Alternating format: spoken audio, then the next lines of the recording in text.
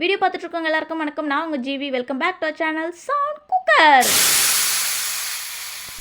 இன்னைக்கு நம்ம சேனலில் பார்க்க போகிற ரெசிபி என்னன்னு பார்த்தீங்கன்னா, சின்ன வெங்காயம் பூண்டு குழம்பு எப்படி செய்யுதுன்னு பார்க்கலாமா? முதல்ல கடாயில் நல்லெண்ணெய் ஊற்றிக்கோங்க. ஒரு 5 பல்லு பூண்டு சேர்த்துக்கோங்க.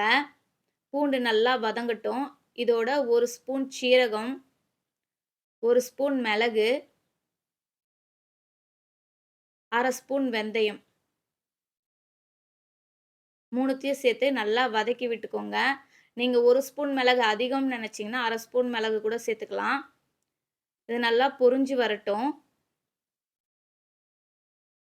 பூண்டு சின்ன வெங்காயம் குழம்புக்கு ரொம்ப முக்கியம். பூண்டு நிறைய சேர்த்துக்கோங்க. அது வயிற்றுக்கு ரொம்ப நல்லது. ஒரு 4 சின்ன வெங்காயமும் கொஞ்சம் கருவேப்பிலையும் சேர்த்து வதக்கிக்கலாம். இது நல்லா வதங்கி வரட்டும்.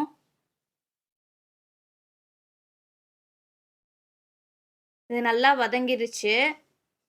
இப்போ மிக்ஸி ஜாரில் நம்ம வதக்கின பொருள்லாம் ஆட் பண்ணிவிட்டு இதோட 2 மீடியம் சைஸ் தக்காளி ஆட் பண்ணிக்கலாம்.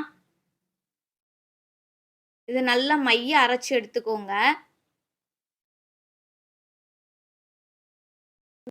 அதே கடாயில் கொஞ்சம் நல்லெண்ணெய் ஊற்றி அதோட கொஞ்சம் கடுகு சேர்த்துக்கோங்க. இது வந்து பூண்டு வந்து ஒரு 3 முழு பூண்டை உரித்து வச்சுருக்கேன். அதோட ஒரு 15 சின்ன வெங்காயம் சேர்த்துருக்கேன். சின்ன வெங்காயமும் பூண்டும் நல்லா வதங்கி வரணுங்க. அப்போ தான் குழம்பு நல்லா ருசியாக இருக்கும்.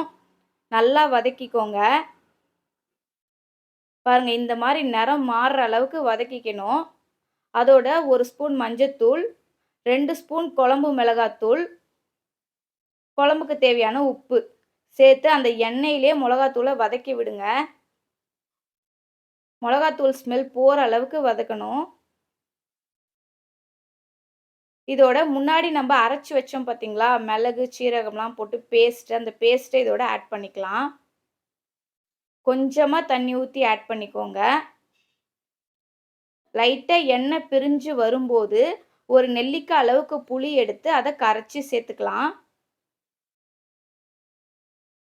இந்த குழம்பு நீங்கள் பாட்டில் அடைச்சி வச்சிங்கன்னா 4 நாளைக்கு மேலே சாப்பிட்லாங்க. அவ்வளோ டேஸ்ட்டாக இருக்கும். புளி சேர்த்தாச்சு. நல்லா கிளறி விட்டுக்கோங்க.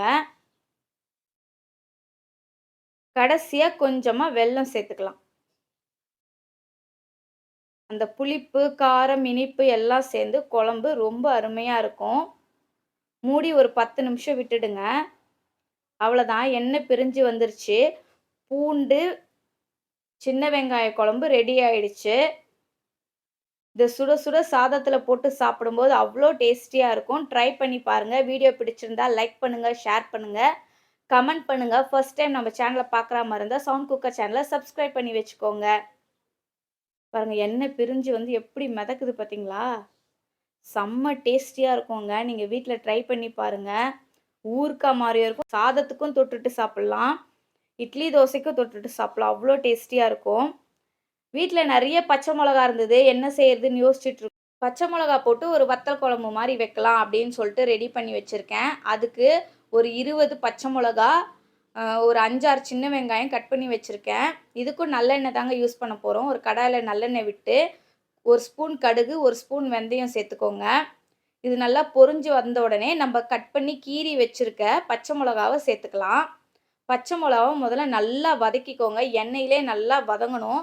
அப்போ தான் அதோட காரம் ஃபுல்லாக போகும். நல்லா வதக்கி எடுத்துக்கலாம்.